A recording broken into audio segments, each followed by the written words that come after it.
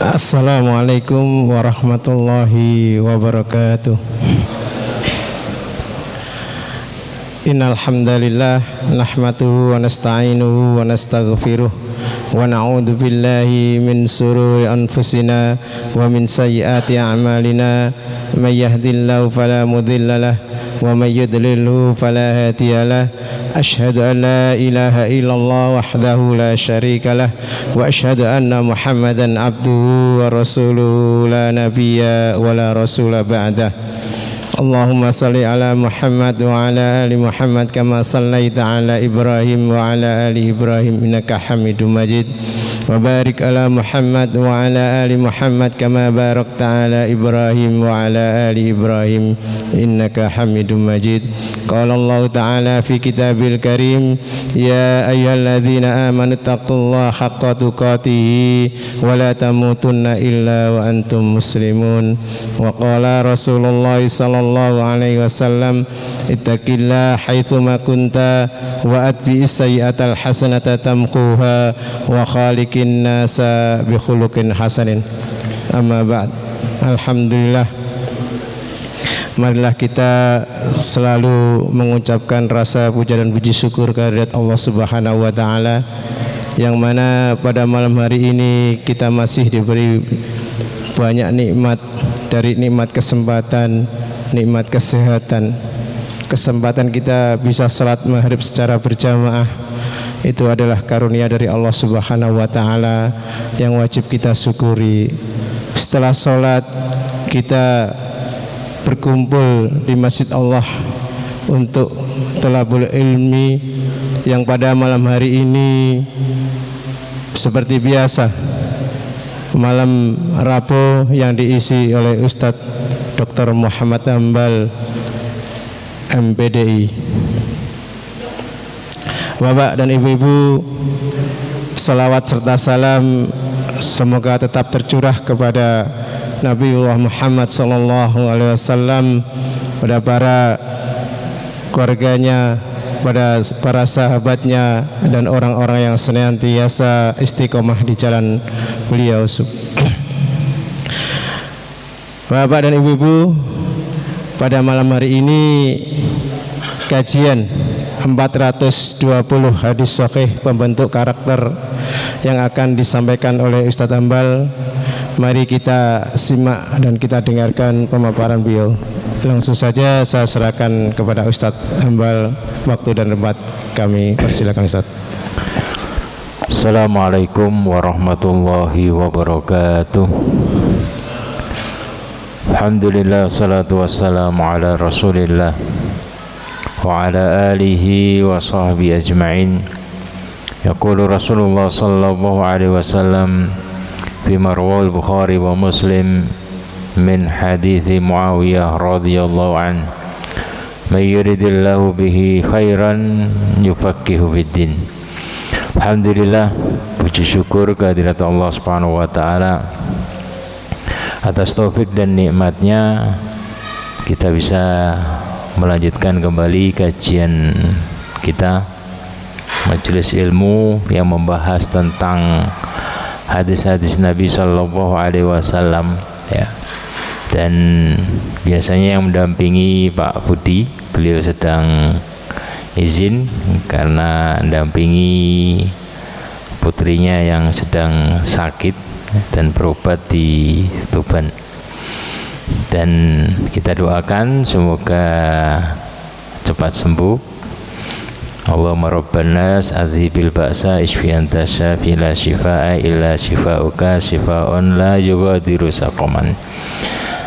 Jadi memang seorang mukmin ya kadang diuji oleh Allah Subhanahu wa taala untuk mengingatkan bahwa dunia bukan tempat untuk bernikmat-nikmat, kan tapi di dunia ini kita diuji, ya. Dan tidak ada seorang pun dari kita yang terbebas dari ujian. Masing-masing dari kita punya ujian masing-masing. Cuman kita harus yakin, ya, harus yakin bahwa setiap kesulitan, musibah, ujian yang Allah berikan itu mesti ada kemudahan-kemudahan setelahnya. Inna ma'al usri yusra, ya. Setelahnya mesti ada kemudahan-kemudahan, dan ujian tersebut mesti kembali kepada kita dengan kebaikan-kebaikan. Patut diyakini seperti itu, ya. Kenapa? Karena kadang seorang itu bingung, kok saya ini semakin mendekat, saya hijrah kok malah diuji oleh Allah Subhanahu wa taala begini dan begitu, ya. Jadi kita sadar dengan hadis Nabi sallallahu alaihi wasallam, ad-dunya sijnul mu'min wa jannatul kafir. Ya, dunia itu adalah penjara bagi orang beriman, mesti diuji, ya. Dan jannatul kafir, surga bagi orang kafir, ya. Jadi penjara bagi orang beriman diuji dengan mungkin ada cobaan ini itu, demikian juga diuji dengan aturan-aturan. Kalau orang kafir bebas aturan, ya. Orang kafir bebas aturan, ya. Jadi segala sesuatu yang Allah timpakan kepada kita itu mesti mengandung kebaikan-kebaikan untuk kemaslahatan kita. Sebagaimana dalam kisah, dalam sebuah riwayat itu ada seorang raja yang zalim, sakit parah.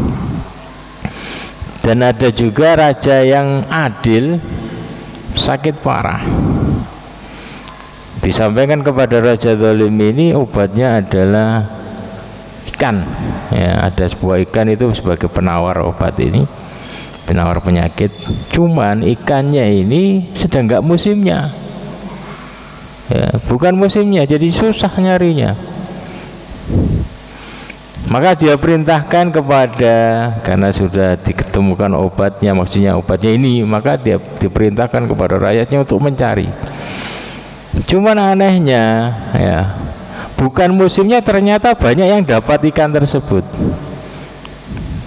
Maka dibawa ke raja ini dan sembuh. Sedangkan raja yang adil itu, ya, sama disampaikan kepada dia, ya, obatnya adalah ikan ini, dan sekarang banyak, ya, banyak musimnya, ini sedang musimnya. Maka diperintahkan kepada rakyatnya untuk nyari, ternyata ikannya nggak muncul padahal sudah musim.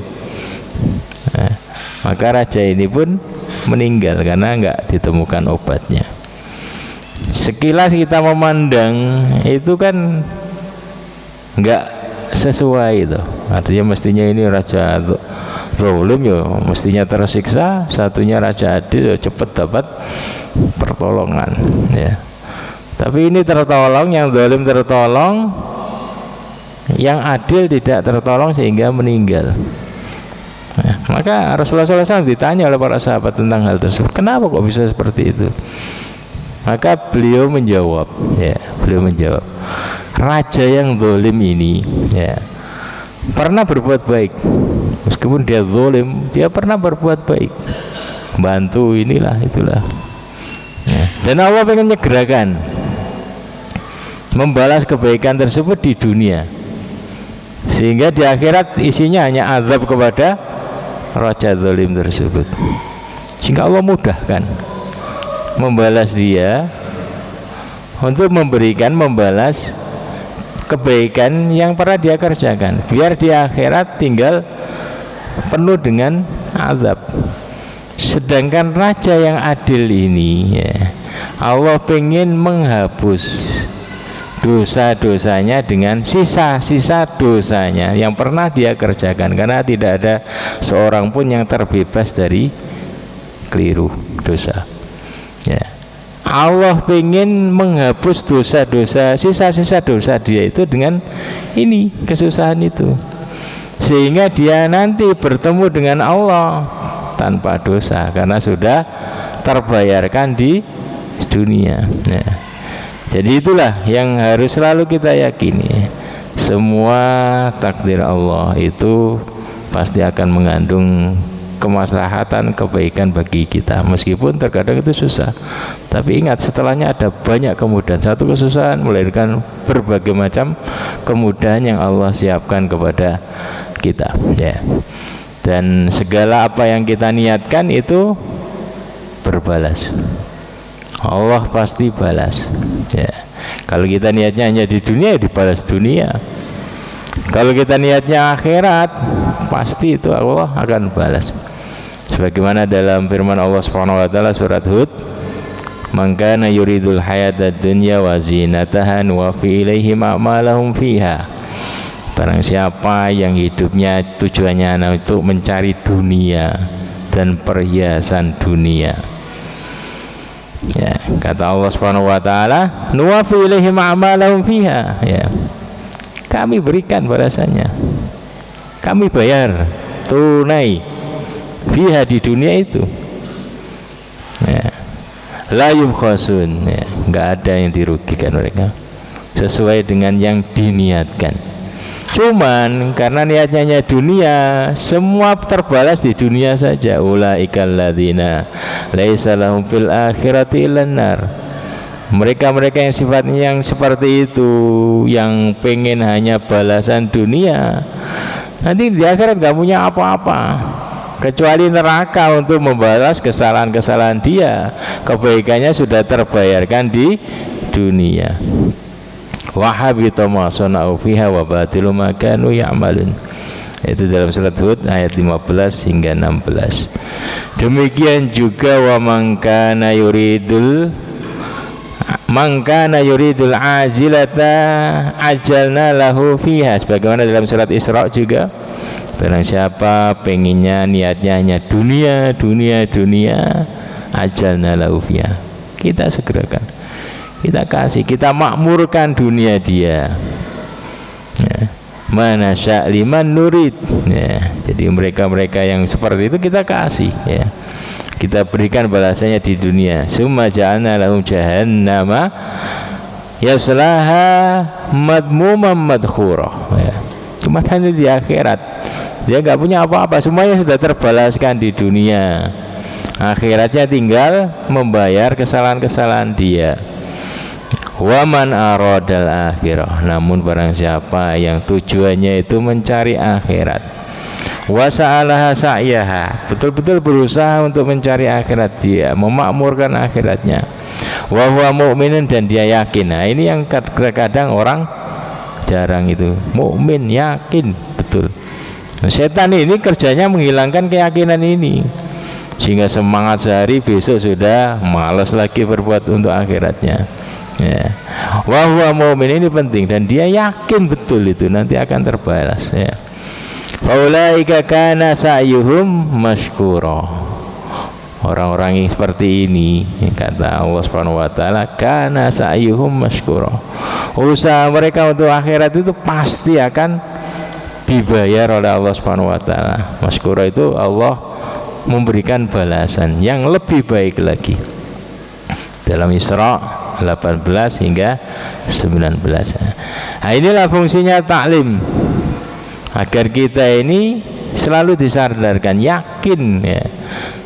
Karena dunia itu akan, ya, kebalikan. Dunia itu menghapus keyakinan-keyakinan seperti ini, terbalik.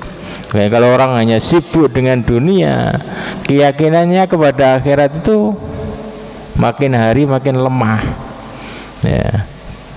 Tapi kalau seorang ini selalu hadir di majelis taklim, itu selalu dikuatkan keyakinan kepada balasan-balasan Allah Subhanahu wa taala di akhirat. Ya. Jadi itu fungsi agar kita selalu hadir di majelis ilmu, agar kita wa mu'min, ulaika kana sa'yuhum mashkura. Mereka-mereka ini adalah orang-orang yang usahanya pasti Allah akan bayar nanti di akhirat, ya. Jadi pembahasan kita pada malam hari ini sudah ganti bab baru, yaitu bab tentang menafkahi keluarga, ya. Jadi dalam Islam itu dibangun keyakinan bahwa setiap yang hidup, ya, itu Allah tanggung rezekinya, punya jatah rezeki masing-masing setiap dari kita. Wa ma min dabatin fil ardi illa 'alallahi rizquha. Setiap yang melata hidup di bumi ini, rezekinya itu tanggungannya Allah Subhanahu wa taala. Allah yang nanggung rezekinya, Allah ngatur rezeki kita masing-masing. Artinya ketika seorang itu menikah, maka itu adalah gabungan rezeki dua orang, suami istri. Makanya biasanya umumnya orang kalau belum menikah itu susah untuk sukses, ya, hanya satu dua lah yang sukses, tapi rata-rata itu habis duitnya, nyari duitnya susah, agak susah, nggak dapat sih dapat, tapi nggak bisa ngumpul, kadang cepat habis. Namun setelah seseorang itu menikah, maka dia ternyata banyak, ya, bisa ngumpul, ya. Padahal mungkin yang kerja cuman satu orang, suaminya saja, tapi kok bisa cukup, ya, bisa dimakan berdua sama anaknya, makin banyak hartanya, bisa beli sepeda, bisa beli mobil, bisa ini, bisa itu. Kenapa? Karena tadi seperti janji Allah Subhanahu wa taala, jatah rezeki dia itu banyak, ya. Dia nanggung rezeki istrinya, istri atau anaknya, dan masing-masing punya jatah, meskipun lewatnya satu pintu, yaitu bapaknya ini. Nah, jadi itu yang harus diyakini. Karena kalau tidak diyakini seperti itu, maka seorang itu nggak berani melangkah untuk nikah. Ini saja untuk saya itu masih kurang, apalagi mau nikah, nanggung anak orang, ya. Tapi dalam Islam itu ada tadi prinsip keberkahan, ya, satu cukup, berdua cukup, bertiga cukup, berempat, ya. Ternyata cukup, ya. Itulah prinsip keberkahan dalam Islam. Makanya dalam ayat wa ankihul ayama minkum wasolihina min ibadikum wa imaikum, nikahkan, ya, al-ayama minkum wasolihina min ibadikum, ya. Jadi budak-budak laki-laki, perempuan kalian, maksudnya adalah juga masuk di dalam ayat ini adalah nikahkan, ya, anak laki-laki, demikian juga anak perempuan kalian kalau sudah waktunya menikah. Iyakunu fuqara, kalau mereka itu sekarang kondisinya miskin, fakir, bukan hanya miskin, fakir, ya. Yunihimullahu min fadli, nanti Allah akan mencukupkan, ya, mencukupkan kebutuhan mereka dari karunia Allah Subhanahu wa taala. Wallahu wasi'un alim. Allah itu luas, maha luas kekayaannya, perbendaharaannya, dan Allah maha tahu siapa yang membutuhkan, ya. Jadi ini keyakinan yang harus dibangun, ya, bahwa masing-masing dari kita itu punya jatah rezeki. Dalam Islam ada prinsip keberkahan dalam berkeluarga, sehingga cukup, ya. Demikian juga dalam hadis Rasulullah sallallahu alaihi wasallam, riwayat Tirmidzi, salasa hakun 'alallahi aunuhum, ada 3 golongan yang wajib, artinya pasti Allah akan tolong mereka. Yang pertama adalah al-mujahid fisabilillah, orang yang berjihad fisabilillah, orang yang semangat berjuang, berkorban di jalan Allah Subhanahu wa taala. Wal mukatab alladzi yuridul ada, seorang budak yang pengen memerdekakan dirinya sendiri, pengen menebus dirinya dengan membayar sejumlah uang kepada tuannya. Masuk di dalamnya juga adalah orang yang berhutang dan dia pengen melunasi hutangnya, itu pasti Allah akan tolong. Cuman ini udah jujur, Artinya kalau dia punya utang segini besar, mungkin segunung, ya, punya berapa langsung dikasihkan, punya berapa dikasihkan, ya, jangan kemudian dipegang, kemudian dia pengen lah, pengen sini, sehingga nggak jadi bayar hutang, ya. Jadi kalau dia betul-betul jujur pengen bayar hutang, pasti Allah akan tolong, Allah akan bisakan dia. Wan nakih alladzi yuridul afaf, dan orang yang pemuda yang menikah niatnya untuk menjaga kehormatan dia agar tidak terjerumus kepada kemaksiatan, tidak terjerumus kepada zina, itu pasti Allah akan tolong, ya. Iyakunu fuqara yughnihim wa min fadli, kalau mereka miskin, fakir, Allah akan cukupkan. Syaratnya apa? Yuridul afaf, dia tujuan menikah itu adalah untuk menjaga kehormatan agar tidak terjerumus kepada kemaksiatan atau zina, ya. Jadi dalam Islam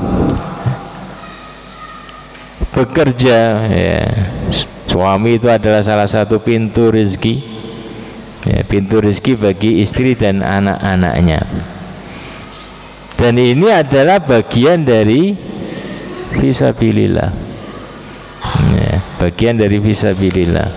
Artinya ada, Allah siapkan pahala tersendiri.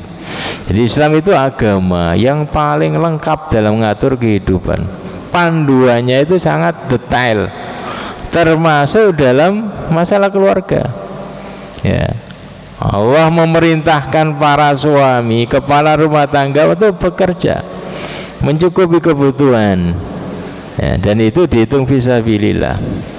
Cuman yang banyak orang lupa itu adalah niat, ya, ihtisaban. Waktu bekerja itu diniatkan, saya kerja ini adalah untuk nyari nafkah sesuai dengan perintah Allah Subhanahu wa taala. Artinya dikembalikan kepada Allah. Kita minta berkahnya kepada Allah, minta pahalanya kepada Allah. Allah merintahkan saya kerja. Ya, kebanyakan dari kita kan enggak. Dia bekerja karena ya memang umumnya seperti itu. Ya, kepala rumah tangga ya kerja, hanya sebatas itu. Ya, tanggung jawab, ya, tanggung jawab suami, kepala rumah tangga ya kerja, kalau nggak kerja ya nggak dilayani istri, kan gitu, hanya sebatas itu, ya. Yang benar adalah dia kerja itu tadi mengembalikan kepada Allah, ini perintah Allah, ya.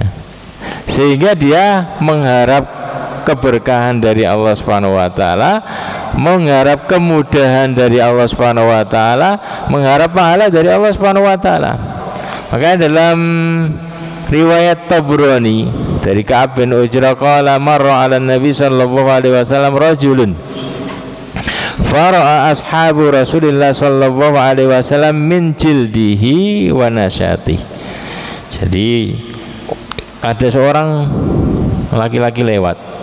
Waktu itu Rasulullah SAW bersama para sahabat. Artinya Rasulullah SAW kebiasaan beliau itu adalah duduk-duduk bareng para sahabat, ngobrol bareng para sahabat. Lewat seorang, orang lewat dan dia nampak sekali orang ini betul-betul banting tulang untuk kerja, ya, sangat semangat mencari bekerja dia, ya. Min jildihi wa nasyati, sangat semangat dan tampak dia ini betul-betul kekar, ya, kerja, semangat bekerja. Maka para sahabat bertanya, faqalu ya Rasulullah law kana hadza fi sabilillah, ya Rasulullah, orang yang tadi ini jungkir balik banting tulang seperti ini apakah dihitung fisabilillah, ya, mendapatkan pahala fisabilillah?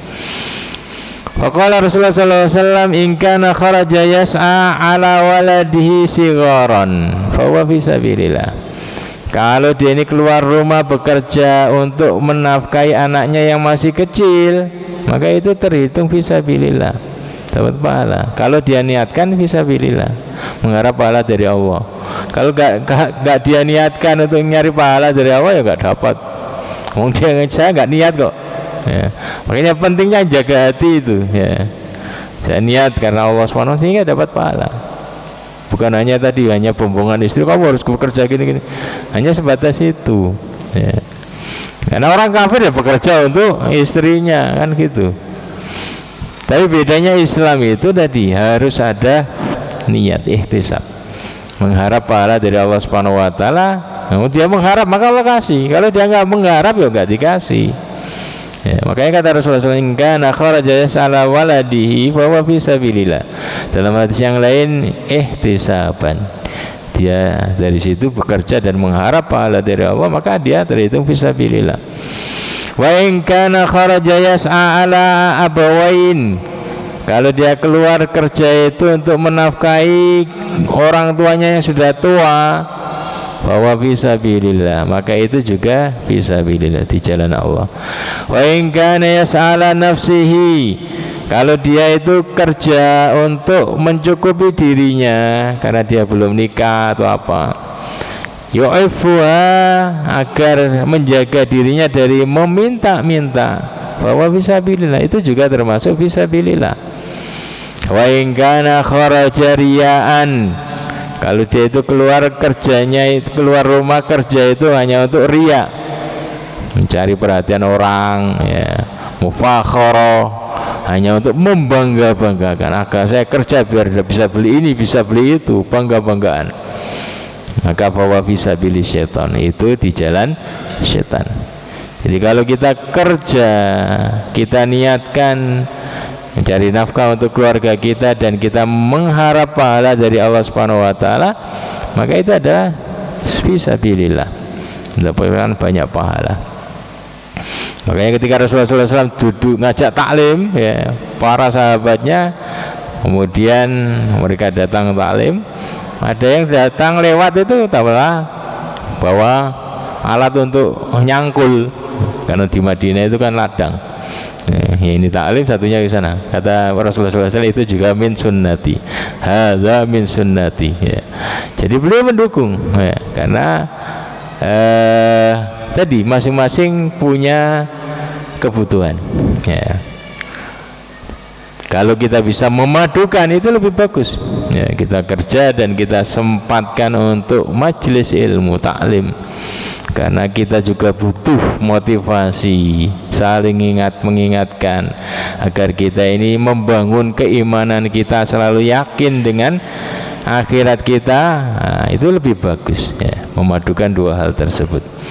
Dan untuk bekerja agar kita ini sukses, kerja kita juga harus, seorang mukmin harus mengiringinya dengan zikir kepada Allah Subhanahu wa taala, bukan hanya jamu. Nah, agar dia sukses, banyak kan orang itu biar sukses kerjanya hasilnya kuat, ini hanya jamu.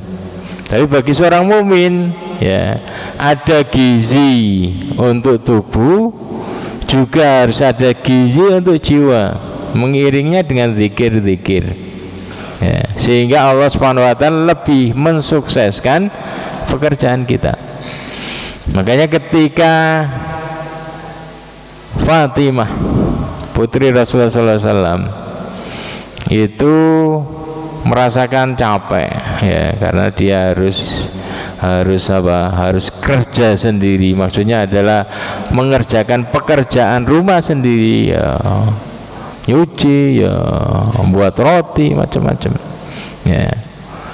Dan ada yang ngomong kepada Fatimah ya, Rasulullah datang dengan membawa banyak harta rampasan perang ya, banyak budak, banyak ini, kenapa kamu gak minta saja satu budak biar gak capek-capek ya. Maka dia datang, Fatimah datang kepada Rasulullah SAW, minta seorang khadim, pelayan ya, minta seorang budak.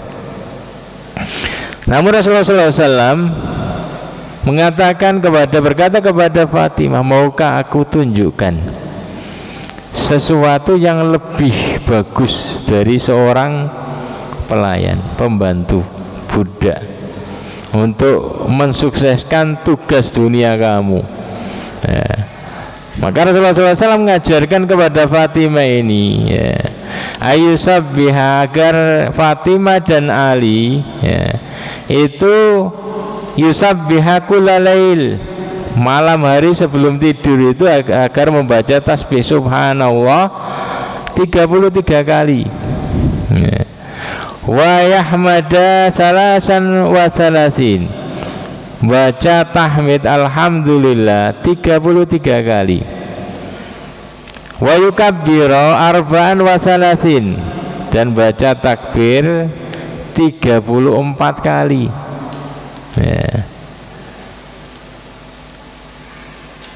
Jadi kemudian kata Rasulullah SAW, innahu khairun lakuma min khatim, ini lebih baik bagi kalian berdua dari seorang pembantu dalam menyukseskan tugas-tugas dunia kalian, tugas-tugas rumah.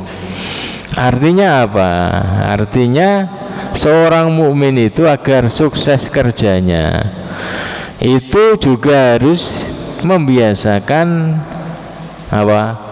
Tasbih, zikir, membiasakan zikir.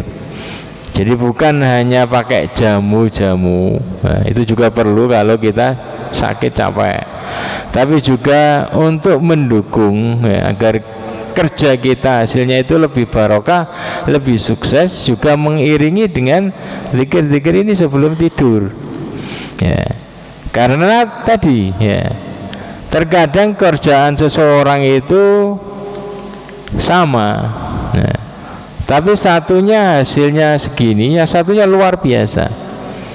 Taruhlah umurnya sama, tapi ini yang satu waktu dia hidup mungkin 20 tahun kerja atau apa bisa menghasilkan ini, yang satunya bisa macam-macam banyak, padahal pekerjaannya sama, sama-sama guru. Itulah namanya keberkahan. Gajinya sama tapi ini bocornya banyak, ini nggak banyak bocornya, sehingga ngumpul. Salah satunya itu adalah harus tadi itu kata Rasulullah SAW, sebelum tidur baca tasbih 33, tahmid alhamdulillah. Tasbih itu adalah subhanallah, tahmid itu alhamdulillah, kemudian Allahu Akbar, takbir itu adalah Allahu Akbar 34 kali jadi jangkep 100 33 34 jadi jangkep 100. Insyaallah itu akan membantu di antara kiat yang diberikan Rasulullah SAW kepada kita. Hadis yang kita bahas pada malam hari ini sesuai dengan muqaddimah tadi itu adalah Nabi Hurairah radhiyallahu anhu qala Rasulullah sallallahu alaihi wasallam, dinarun anfaqtahu fi sabilillah wa dinarun anfaqtahu fi raqabah wa dinarun tasaddaqta bihi ala miskin wa dinarun anfaqtahu ala ahlika a'zamuha ajran alladhi anfaqtahu ala ahlika, rawahu Muslim. Dari Abu Hurairah radhiyallahu anhu yang menuturkan Rasulullah sallallahu alaihi wasallam bersabda, dinar uang emas, kalau kita adalah rupiah yang engkau infakkan di jalan Allah. Artinya kamu punya uang, sebagiannya kamu infakkan di jalan Allah, sebagian kamu infakkan untuk memerdekakan budak, sebagian karena budak itu mahal, budak itu seharga mobil Avanza, kalau baru ya mahal, kalau second berapa tahun kan gitu, paling tidak 100 juta. Budak juga seperti itu, kalau masih muda kekar itu ya mahal kayak mobil baru, tapi kalau sudah mulai agak tua agak turun harga. Dan ini kalau ketika kita tadi memerdekakan kan bisa menghabiskan sebagian harta kita jadi bukan sesuatu yang remeh. Dan ini menunjukkan bahwasanya para sahabat itu orang kaya-kaya, sukses. Kenapa? Karena seperti Abu Bakar, berapa budak yang dia merdekakan? Utsman, berapa yang budak yang beliau merdekakan? Satu saja seharga mobil Avanza, apalagi 5, 10. Artinya ini mereka betul-betul orang-orang kaya, sukses, bekerja. Jadi bekerja Cuman tadi kita mungkin harus telah bagaimana kerjaan mereka sehingga mampu begitu besar berinfak gitu ya. Kan mereka sendiri yang membiayai perang menaklukkan negara-negara itu superpower ya. Apalagi seperti Abdurrahman bin Auf ya, berapa kekayaan, padahal dia datang ke Madinah dari nol ya. Beliau datang ke Madinah itu dari nol ya. Rasulullah SAW persaudarakan dengan orang Ansor, ditawari, saya punya istri 2, silakan kamu pilih, saya ceraikan. Nah, pilih yang mana, A atau B? Nah, mau B ya saya ceraikan B, kemudian kamu nikahi. Saya punya ladang ya, jadi saya punya ladang, punya kebun ini di beberapa tempat, silakan kamu pilih yang mana ya. Artinya persaudaranya luar biasa yang dibangun oleh Rasulullah SAW ya. Tapi kata Abdurrahman bin Auf ini ya, juga berterima kasih kepada saudaranya tersebut, namun dia tolak dengan halus, tapi tunjukkan aku pasar ya, tunjukkan aku pasar, saya akan cari sendiri di situ. Datang dari nol itu ya. Namun beberapa tahun itu kemudian beliau sukses ya, sukses bisa menjadi orang terkaya itu ya. Jadi memerdekakan Buddha itu perlu banyak biaya juga. Wa dinarun tasaddaqta bihi ala miskin, dan sebagian uang yang kamu sedekahkan kepada orang miskin yang membutuhkan. Wa dinarun anfaqtahu ala ahlika, dan dinar atau sebagian uang yang kau nafkahkan untuk mencukupi kebutuhan keluarga kamu. Dari berapa pilihan tadi? Fisabilillah 1, 2, 3 ya, 4 ya. 4 pilihan ini, jihad, budak, orang miskin, dan memberikannya kepada keluarga, mencukupi, memberikan nafkah kepada keluarga. A'damuha ajron, yang paling besar pahalanya adalah anfaqtahu ala ahlik alladzi anfaqtahu, apa yang engkau nafkahkan, apa yang engkau berikan kepada keluarga kamu. Artinya di sini Islam pengen membangun pemahaman bahwa yang pertama kali menjadi kewajiban kita sebagai kepala rumah tangga itu adalah memberikan nafkah kepada anak istri. Itu wajib. Yang lainnya menjadi sunnah. Maka yang wajib itu didahulukan, baru kepada sunnah-sunnah yang lain. Cuman bagi seorang mukmin bahwa hidup itu tidak hanya untuk keluarga saja. Uang kita itu bukan hanya dihabiskan untuk keluarga toh. Kalau hanya kamusnya seperti itu, ya nggak ada bedanya dengan orang kafir. Dia hanya nikmati sendiri sama istri dan anak-anaknya, pelesir kemana-mana menghabiskan itu ya. Jadi ada dibatasi ini untuk keluarga, kebutuhan pokok, tapi tidak lupa untuk fisabilillah, untuk memerdekakan budak, untuk orang miskin ya. Makanya Rasulullah SAW memberikan contoh, yaitu Khadijah ya. Jadi kalau hanya hidup itu hanya ngurusi keluarga, mungkin beliau menjadi orang ya makmur ya, menikmati harta kekayaan Khadijah ya.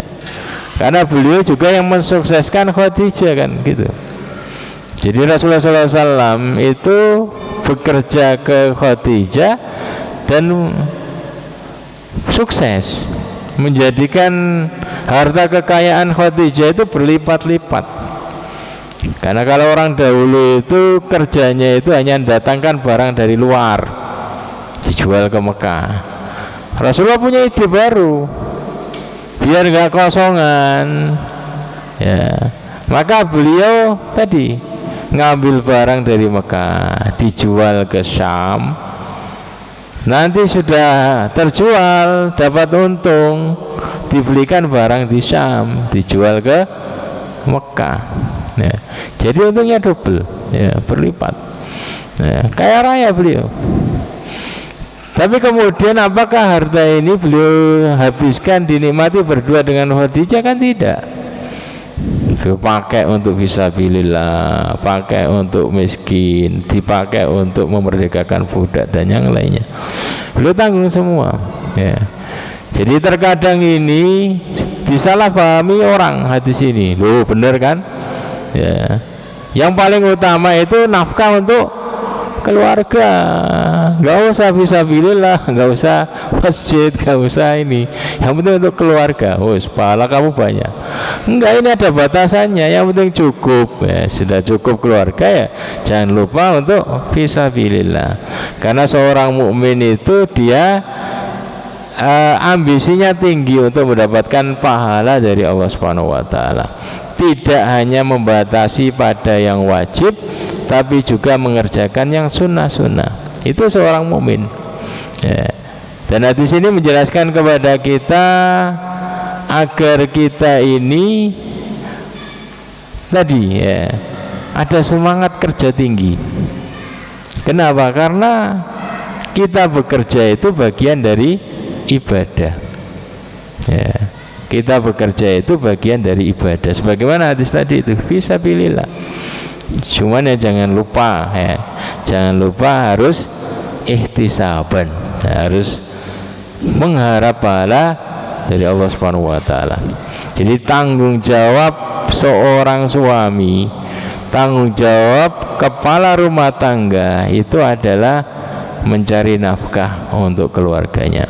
Jangan sampai keluarganya ini meminta-minta, jangan sampai anaknya ini terlunta-lunta, nggak bisa sekolah, nggak bisa ini, ya. Maka seorang bapak harus semangat. Islam itu agamanya sangat bagus sekali, memberikan motivasi, ya.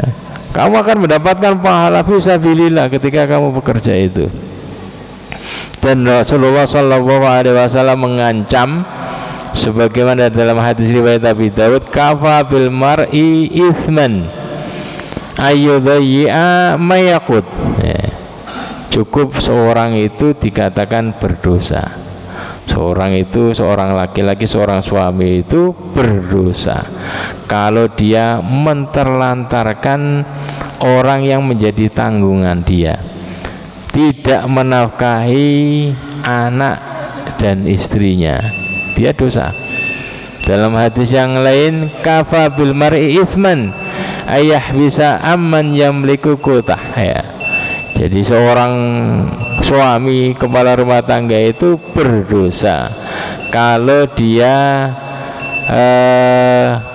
menjadikan tadi orang yang menjadi tanggungannya itu tidak mendapatkan kebutuhannya, dikurung di rumah tapi dia tidak nafkahi, itu berdosa. Silakan azan dulu.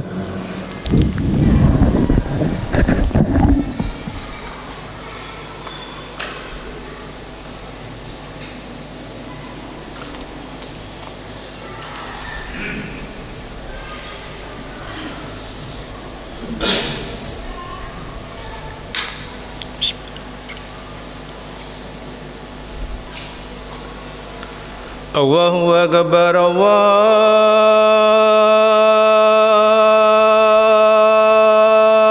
Akbar.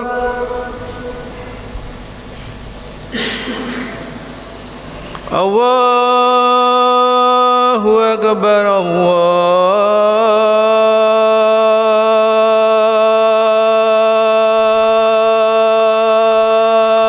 Akbar.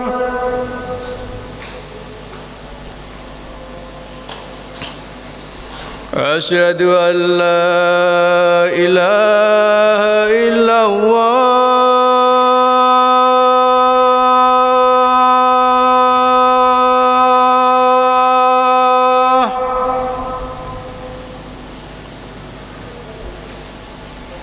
Asyhadu an la ilaha illallah.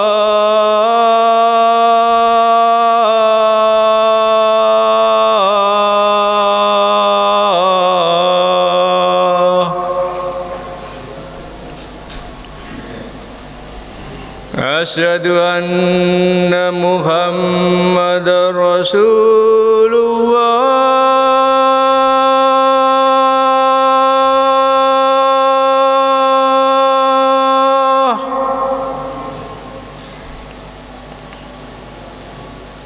Asyhadu anna Muhammadar Rasulullah.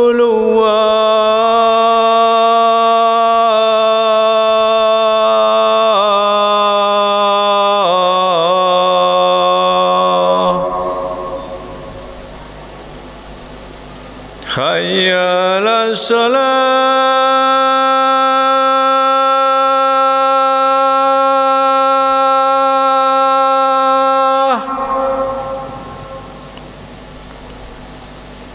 Hayya 'alas salah.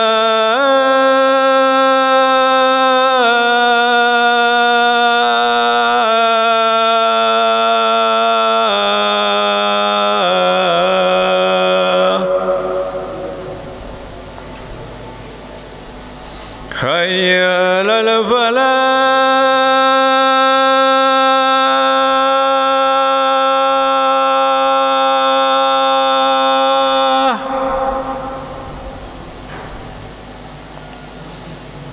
Hayya 'alal falah.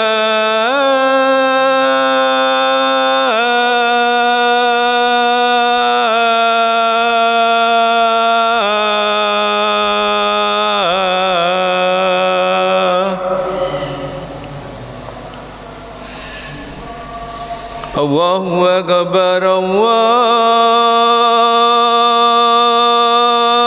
akbar. La ilaha illallah.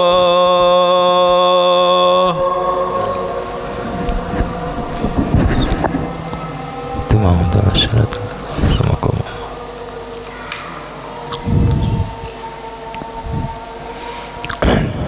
Ya, kita lanjutkan sebentar. Jadi hadis ini menjelaskan kepada kita keutamaan mencari nafkah. Ya. Jadi Islam betul-betul memotivasi ya, para kepala rumah tangga agar semangat di dalam bekerja, mencukupi kebutuhan anggota keluarganya. Karena kebutuhan itu bukan hanya sekedar makan, ada pakaian, ada tempat tinggal, ada pendidikan ya. Sehingga menjadikan kita sebagai para suami ini harus semangat untuk bekerja, menempuh perjalanan jauh untuk cari kerjaan ya. Tergantung kita rezekinya ketemu di mana. Ada yang rezekinya di tempat yang dekat, ada yang rezekinya di tempat yang jauh ya. Yang penting intinya adalah bisa mencukupi kebutuhan keluarga. Dan Islam menjanjikan pahala yang luar biasa. Bahwa fisabilillah itu bagian dari fisabilillah. Yang penting harus ada niatan. Jangan seperti orang yang tidak punya iman ya. Yaitu apa? Yang saya kerja ya karena ya memang tugas saya kerja ya. Tapi orang Islam itu beda. Saya kerja ini agar perintah Allah ya, perintah Allah untuk mencukupi keluarga ya, sami'na wa ata'na, saya taat dan saya mengerjakan ya, sehingga kita mendapatkan pahala. Kemudian keutamaan yang lainnya sebagaimana dalam hadis, innaka lan tunfika nafaqatan tabtaghi biha wajhallah. Demikian juga saat bekerja, ketika saat bekerja kita niatkan di perintah Allah. Demikian juga saat memberi nafkah itu juga kita mengharap pahala dari Allah, sehingga kita mendapatkan pahala, dapat berkah. Rasulullah SAW katakan dalam hadis riwayat Bukhari, innaka lan tunfiqa nafaqatan tabtaghi biha wajhallah. Tidaklah engkau menafkahkan uang ya, mengharap pahala dari Allah Subhanahu wa taala, illa ujirta 'alaiha, kecuali engkau akan mendapatkan pahala ya. Hatta ma taj'al fi imra'atik sampai apa yang engkau suapkan pada mulut istri kamu. Ya, kamu berikan dia, ini kan sebagai bahasa kiasan saja. Pokoknya saat kamu kasih nafkah, kasih uang, kasih jajan, kasih apa, kamu mengharap pahala dari Allah biar tambah barokah. Ya. Kemudian juga keutamaan tadi bekerja cari nafkah itu adalah termasuk bagian dari sedekah. Kalau tadi fisabilillah, ini juga dihitung sedekah. Ma'at amta nafsaka fawalaka sadaqah. Apa yang kau berikan pada dirimu untuk belanja, untuk jajan, ya, itu terhitung sedekah. Kalau itu bagian dari kebutuhan pokok, dengan niat agar saya bisa beribadah, saya sarapan itu agar saya kuat ibadah kepada Allah Subhanahu wa taala. Karena tujuan utama Allah menciptakan kita kan untuk ibadah, ya. Dan hidup itu harus makan, ya. Makanya ketika kita makan, kita selipkan niat, ya. Ini adalah untuk ibadah, sehingga itulah keutamaan niat. Menjadikan amalan yang mubah, amalan yang biasa itu menjadi ibadah berpahala. Jadi yang diberi pahala itu bukan hanya sholat. Kalau sholat kan jelas itu kan ibadah, tapi juga yang muamalat, yang biasa, yang adat, ya, kebiasaan makan, minum, mandi. Kalau kita niatkan untuk ibadah kepada Allah Subhanahu wa taala, maka itu mendapatkan pahala, ya. Ma'at amta nafsaka fawalaka sadaqah, ya. Uang kamu yang kamu pakai untuk tadi memberi, kamu beli makan, ya, itu terhitung sedekah bagi kamu. Cuman tadi itu harus niatkan. Wa ma at'amta waladaka fawalaka sadaqah. Dan apa yang kau kasih makan, kamu berikan kepada anakmu, itu juga terhitung sedekah bagi kamu. Wa ma at'amta zaujataka fawalaka sadaqah. Apa yang kau berikan kepada istrimu itu juga terhitung sedekah. Wa ma at'amta khadimaka fawalaka sadaqah. Apa yang kau berikan kepada pembantu kamu juga terhitung sedekah. Yang penting niatnya tadi itu. Jangan ngasih dia agar begini. Tujuannya adalah tadi taat kepada Allah Subhanahu wa taala. Demikian juga bahwa harta yang dinafkahi semakin barokah dan akan diberi ganti oleh Allah Subhanahu wa taala. Ya, karena ini adalah tugas, ya. Akan didoakan oleh malaikat, ya, karena kita menjalankan tugas yang diperintahkan oleh Allah Subhanahu wa taala. Demikian juga bahwa setiap orang akan dimintai tanggung jawab apakah ia benar-benar memperhatikan nafkah untuk keluarganya ataukah tidak. Ya, kita ngasih nafkah itu tujuannya agar kita nanti selamat dari pertanyaan ini. Dan di akhirat nanti kita ditanya. Dan ini bagian dari pertanyaan pokok. Karena ini tugas utama seorang, bagian dari tugas seorang suami. Ya, selain untuk ngajak ibadah, juga ngasih kebutuhan pokok kepada istri dan anaknya. Innallaha, kata Rasulullah SAW dalam riwayat Tirmidzi, innallaha sa'ilun, ya, sa'ilun kulla ra'in amma star'ah. Allah itu akan menanyakan kepada setiap dari pemilik tanggung jawab, ya. Karena kita semua adalah diberi tugas tanggung jawab. Kullukum ra'in wa kullukum mas'ulun an ra'iyati. Amma star'ah, ditanyai tentang orang-orang yang berada dalam tanggung jawab kita. Dalam hadis yang lain lebih lengkap lagi dalam riwayat Ibnu Hibban, ahafidhu am dhayya, apakah kita betul-betul menjaga, ataukah kita menterlantarkan mereka? Apakah kita menterlantarkan anak istri kita, ataukah kita betul-betul memenuhi kebutuhannya? Nah, itu bagian dari pertanyaan akhirat nanti juga. Demikian juga yang harus kita perhatikan, bahwa memperhatikan nafkah keluarga agar mendapat penghalang dari siksa neraka. Itu bagian dari keutamaan, ya. Jadi kita mencukupi kebutuhan anak-anak kita, itu bagian dari tadi Di antara keutamanya itu akan menjadi benteng dari api neraka. Jadi ada seorang wanita ya, bersama 2 orang anaknya datang ke tempat Aisyah minta karena nggak ada yang menafkahi ya. Kata Aisyah, waktu itu saya nggak punya apa-apa kecuali 1 kurma. Saya kasihkan 1 kurma itu kepada ibu tersebut ya. Fa'ataituha iya. Namun ibu ini ya, ibu ini nggak makan itu kurma itu. Dia lapar, tapi seorang ibu kan, dia lapar tapi dia tahan. Kurma ini bagi 2, bukan dibagi 3, dibagi 2. Separuh dikasihkan anak pertama, separuhnya dikasihkan anak yang kedua.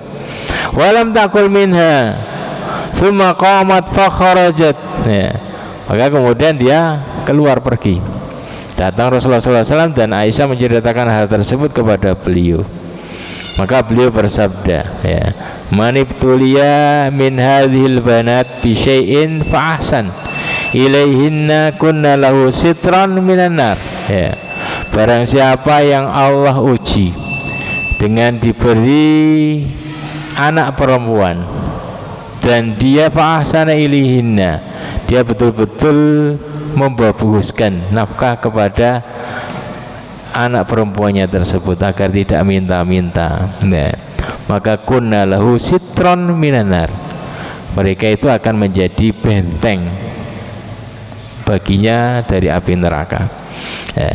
Jadi nafkah itu adalah surga dan neraka, maksudnya adalah menyampaikan kita ke dalam jannah dengan banyaknya pahala dan juga menjadi benteng dari api neraka.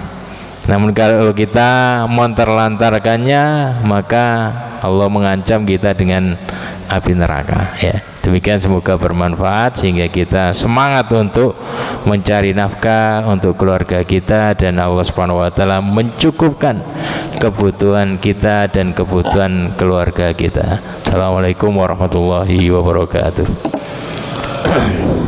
Alhamdulillah, satu pemaparan yang sangat luas dan mendasar tentang kewajiban seorang keluarga, orang pemimpin. Itu kewajibannya untuk memberi nafkah kepada keluarganya, anak-anaknya, dan setiap pekerjaan itu dihitung dengan ibadah karena satu adalah niat untuk ibadah, niat untuk ibadah kepada Allah Subhanahu wa taala, karena kita ini diciptakan hanya untuk beribadah kepada Allah. Bagi bapak-bapak yang mau bertanya, monggo, satu saja, satu pertanyaan untuk bapak, monggo.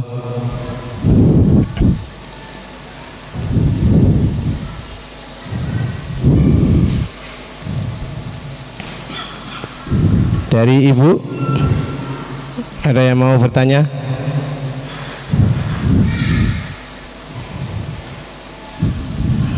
Enggak ada. Alhamdulillah, Ustaz, berarti sudah paham apa yang disampaikan oleh Ustaz Hambal. Kita cukupkan taklim pada malam hari ini. Kita tutup dengan doa khafatul majlis. Subhanakallahumma bihamdika asyhadu an la ilaha illa anta astaghfiruka wa atubu ilaik. Dari saya sebagai pembawa acara, kalau ada kata-kata yang salah, yang kurang, saya mohon maaf yang sebesar-besarnya. Akhirul kalam, assalamualaikum warahmatullahi wabarakatuh.